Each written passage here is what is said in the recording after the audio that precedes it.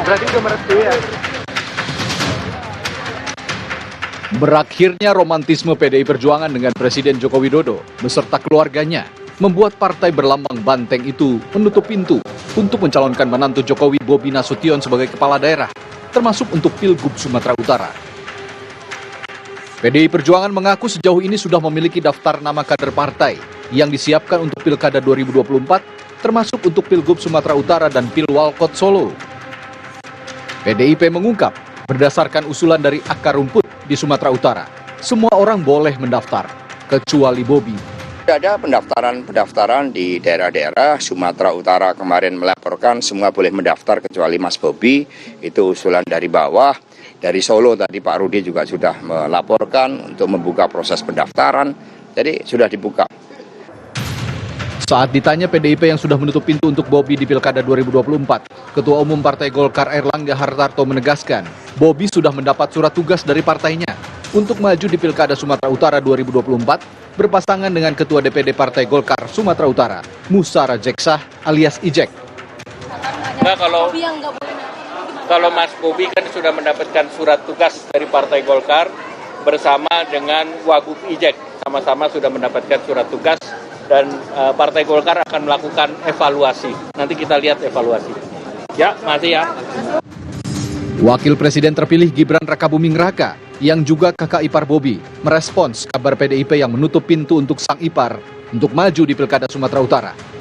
Gibran mengaku tak mempersoalkan penolakan PDIP itu dan mengajak semua pihak untuk tenang saja. Soal rencana Bobi maju di Pilkada Sumatera Utara dari Partai Golkar, Gibran meminta hal itu ditanyakan langsung ke Bobi. Ya tanya aja ke Bobi ya. Artinya kan PDI sudah terbuka untuk siapapun yang mendaftar kecuali Mas Bobi itu. Ya nggak apa-apa ya, tenang aja. Anda tetap bisa maju dengan partai yang lain, Mas? Ya itu ditanyakan ke Bobi aja ya. Sementara itu, Wali Kota Medan Bobi Nasution enggan berkomentar soal kabar PDIP yang menutup peluang dirinya untuk maju di Pilkada Sumatera Utara. Bobi hanya bilang, ia sudah pernah menanggapi hal itu dan tidak ingin lagi membahas isu politik. Politik terus. Lanjut. Pak, dikit aja Pak. Sambil jalan. Tadi saya sudah tanya. Iya Pak, tanggapannya gimana Pak? Pak, tanggapannya Pak. Dikit aja. Sudah tanya. Apa? Pilkada Sumatera Utara akan dilaksanakan pada 27 November 2024. PDIP sendiri mengaku sudah berkomunikasi dengan 3 bakal calon gubernur di Pilkada Sumut. Di antaranya Bupati Tapanuli Utara Nixon Nababan, Wakil Ketua DPRD Sumut Rahman Syah Sibarani, serta Gubernur Sumut periode 2018-2023, Edi Rahmayadi. Tim Liputan, Kompas TV.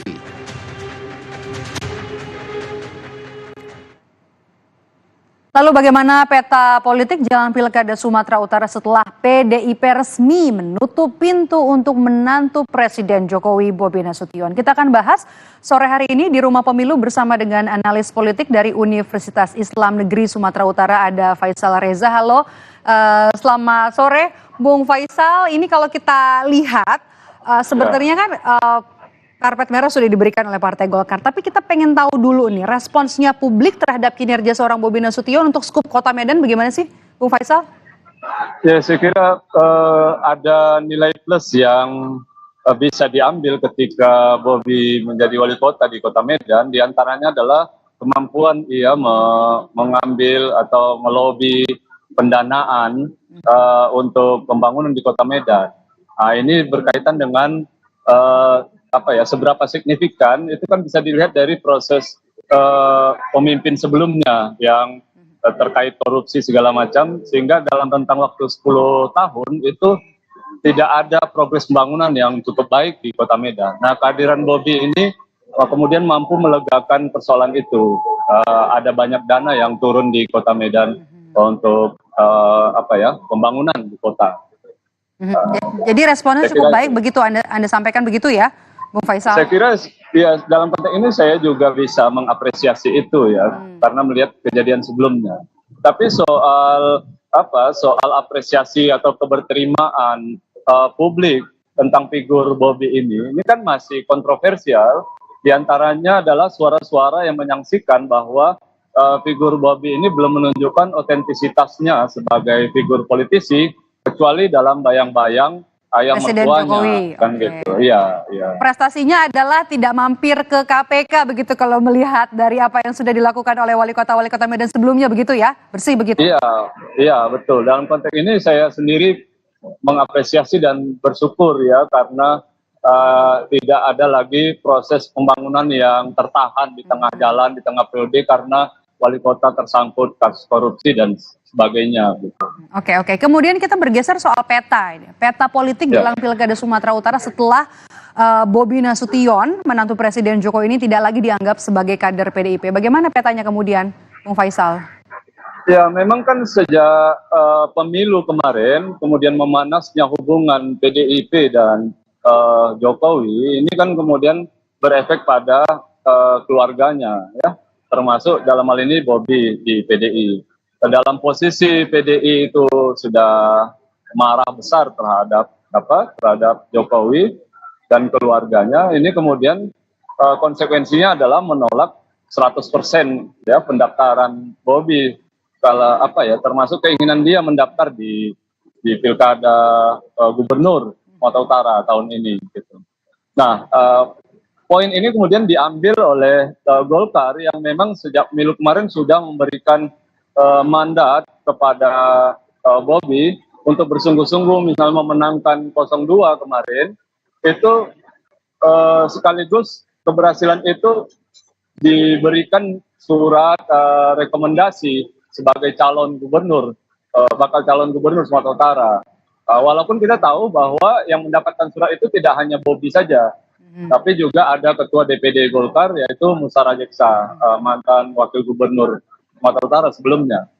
Nah, cuman peristiwa Lebaran kemarin itu menunjukkan bahwa pertemuan di DPP itu kan menjelaskan kehadiran Bobi itu memang lebih kuat ya.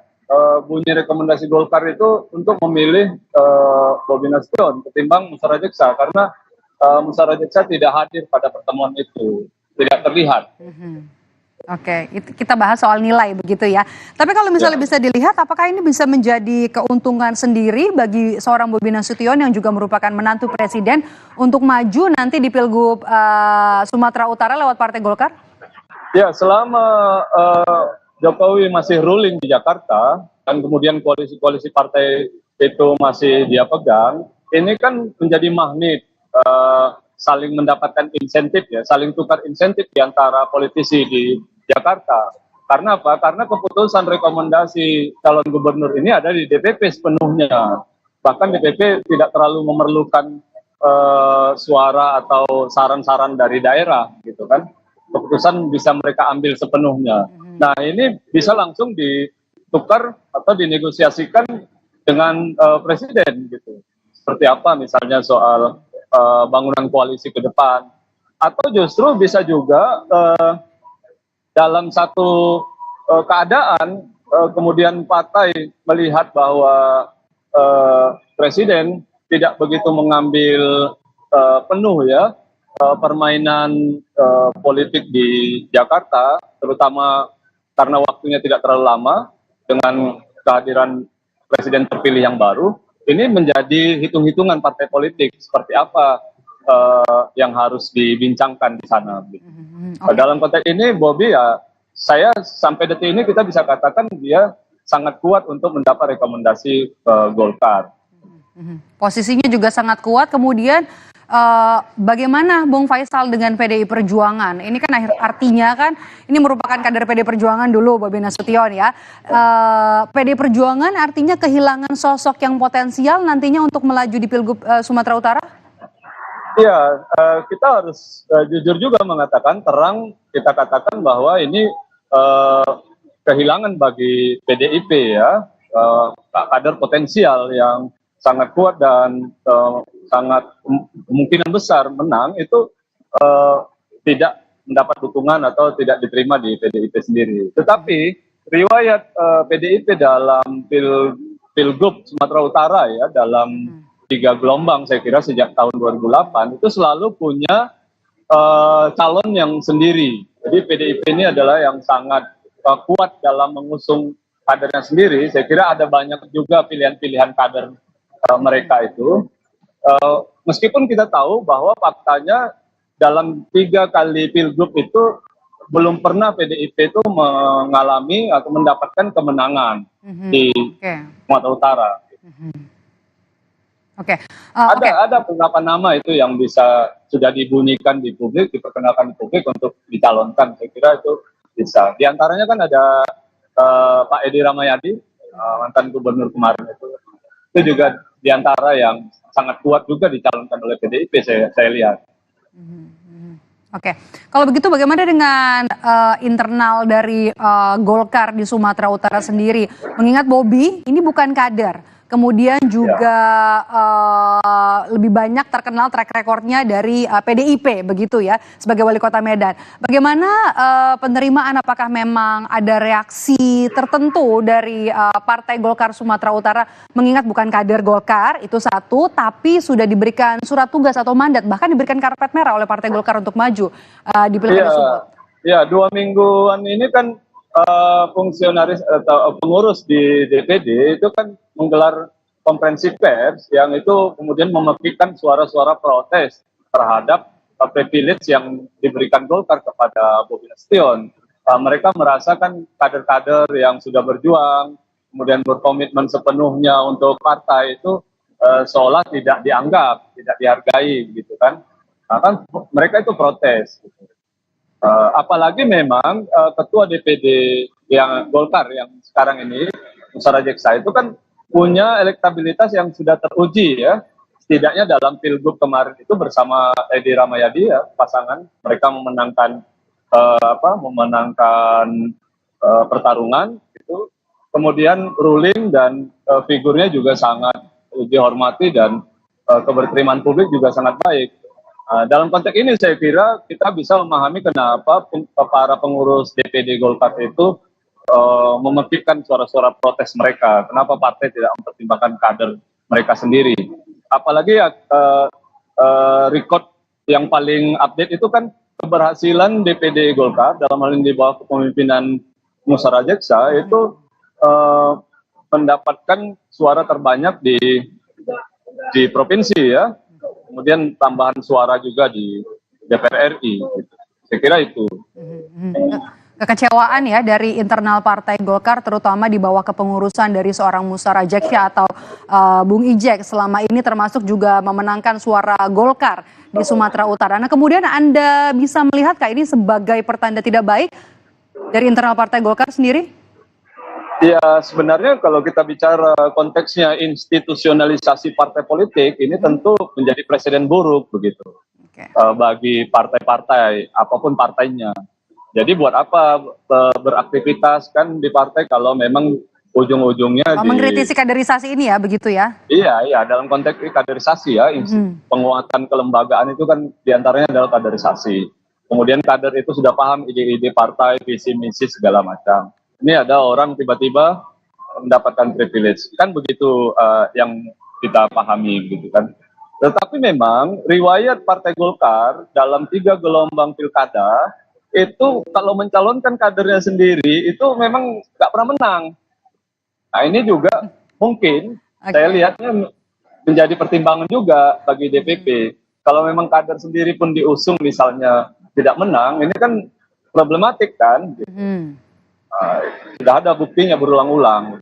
Jadi biasanya Golkar itu digunakan atau ditawarkan kepada tokoh lain yang tingkat electability dan acceptability-nya jauh lebih tinggi dari kadernya sendiri gitu.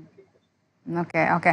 Bung Faisal, Jokowi ini kan kemarin kita tahu ya di momen Lebaran jalan-jalan ke Medan, ke Brastagi, ke Karo, di Sumatera Utara 5 hari nih. Bahkan Bobi juga sempat mencuitkan kalau lumayan capek nih mendampingi Presiden Jokowi dalam kunjungannya atau liburannya ke Sumatera Utara. Apakah ini sebagai langkah Jokowi untuk mengkonsolidasikan melenggangnya sang mantu Bobi Nasution di Sumatera Utara? Saya kira iya gitu. Dan ini pola ini kan sudah pernah terjadi ketika Bobi mau nyalon wali kota Medan. Ada 2 kali kunjungan dalam catatan saya itu sekaligus. Kalau kita masih ingat, Jokowi waktu itu mengkritik satu jalan kota yang rusak gitu, di bawah kepemimpinan wali kota yang sedang ruling waktu itu. Itu sebenarnya sinyal waktu itu untuk memperkenalkan satu tokoh baru yang akan memimpin Kota Medan, dalam hal ini Bobi Nasution. Selanjutnya kemudian kita tahu kan itu benar terjadi. Nah, pola kali ini kunjungan 5 hari di Medan ini kan sangat signifikan, dan ini sebenarnya bukan yang pertama. Yang lalu kan Jokowi sudah ada kunjungan ke daerah Tanjung Balai di pesisir pantai timur, kemudian Labuan Batu juga sudah kunjungan gitu. Di Tabaksel, Tapanuli bagian selatan juga sudah kunjungan. Jadi hampir semua wilayah sudah di Sumatera Utara ini sudah dikunjungi. Dibuka karpetnya oleh Presiden Jokowi untuk Bobi ya. Nah, iya, itu kan jelas sekali. Karena memang saya kira Jokowi dan publik juga merasa bahwa pengaruh Jokowi ini sangat-sangat besar, terutama kalau kita bicara konteks Sumatera Utara, sangat-sangat besar. Jadi kehadiran Jokowi itu sangat penting untuk menguatkan posisi politik Bobi Nasution, baik di tingkat elit maupun di tingkat akar rumput. Oke, jadi pola ini terus berulang ya. Pengaruhnya Presiden Jokowi ia gunakan untuk konsolidasi mantu kali ini untuk Pilgub Sumatera Utara. Pola yang sama? Iya, saya kira iya. Oke, dan ini juga bisa dikatakan berhasil untuk menarik perhatian publik yang ada di Sumatera Utara. Kalau kita lihat kan skupnya Bobi ini masih satu putaran juga di wali kota, kemudian masih kurang untuk lebih bisa mengenalkan untuk konsolidasi, kemudian harus turun pengaruh dari Presiden Joko Widodo hampir di semua daerah yang ada di Sumatera Utara untuk Pilgub nanti. Betul. Ya, soal tidak penuh atau penuh periodenya itu sebenarnya tidak terlalu mengkhawatirkan, karena Jokowi sendiri kan selalu begitu kan. Kasus di Pilkada Jakarta ya periodenya tidak penuh kemudian naik ke pusat. Saya kira hitung-hitungan politiknya pasti mereka punya lah untuk itu. Jadi tidak ada persoalan mau Bobi sudah satu periode penuh atau tidak gitu. Apakah dia punya kesempatan berkomunikasi dengan masyarakat seluas-luasnya di Sumatera Utara atau tidak gitu. Walaupun bagi saya sendiri, saya membaca memang masih banyak keraguan di benak publik terhadap itu tadi, profil Bobinya sendiri, seberapa otentik. Katakanlah begini, ini orang calon ini, figur ini kalau nggak ada ayahnya kira-kira gimana ya? Nah, itu masih ada keraguan-keraguan seperti itu di perbincangan lah gitu. Oke, masih ada, tidak bisa dimungkiri ya, masih ada bayang-bayang dari Presiden Jokowi ya. Oke, kalau gitu, Bung Faisal, menurut Anda apa yang masih menjadi PR seorang Bobi Nasution di Medan yang harusnya bisa diselesaikan sebelum nantinya akhirnya melenggang ke Sumut 1? Iya, saya memperhitungkan Bobi akan banyak menjual keberhasilan pembangunan infrastruktur yang ada di kota, kemudian kemampuan dia menarik sejumlah dana yang strategis ya untuk pembangunan kota, kemudian itu dilebarkan pengharapan itu kepada masyarakat Sumatera Utara di daerah di luar kota ya, di luar kota Medan. Dan tanggapan-tanggapan itu saya melihatnya ada yang menyambut itu, karena kan memang kita tahu bahwa di provinsi Sumatera Utara ini juga punya masalah ya, terutama sebelum Pak Edi gitu, masalah kepemimpinan 2 kali gubernurnya itu tersangkut korupsi sehingga pembangunan berhenti di tengah jalan dan disorientasi. Nah di masa Pak Edi ini kan belum terlalu terlihat sebabnya ada COVID, kemudian konsolidasi elitnya tidak terlalu efektif, gonta-ganti kepala dinas segala macam kan kemarin itu, sehingga memang untuk menawarkan satu kepemimpinan yang lebih efektif, lebih strategis, lebih kuat juga, sekaligus clean dari kasus korupsi, ini masih bisa dijual gitu, dikasih kepada masyarakat pengharapan-pengharapan jenis itu gitu. Oke, jadi butuh suatu sosok pemimpin ya. Kalau kita lihat dari track record, siapa-siapa saja nama-nama yang sudah duduk di kursi sebagai Sumut 1 ini pernah tersandung masalah korupsi sehingga masalah pembangunan ini jadi mandek begitu ya. Nah kemudian apa yang bisa sebenarnya dilakukan kalau nanti memang resmi melenggang maju ya menjadi Sumut 1 seorang Bobi Nasution, apa yang kemudian jadi harapan masyarakat untuk langsung paling cepat segera diselesaikan oleh gubernur terpilih nanti? Ya itu ada beberapa ya, saya kira di antara isu penting itu adalah isu infrastruktur, jalan-jalan provinsi yang itu masih perlu perbaikan-perbaikan, kemudian koordinasi di antara kepala-kepala daerah. Kita bisa baca laporan-laporan media sampai kemarin pemilu kemarin ya, sebelum pemilu itu masih ada kepala daerah yang tersangkut kasus korupsi gitu kan. Nah ini kan fungsi gubernur itu kan mengkoordinasi para kepala daerah yang ada di bawah koordinasinya kan begitu. Kemudian supervisi bagaimana penguatan arah pembangunan yang bisa ditawarkan kepada masyarakat gitu.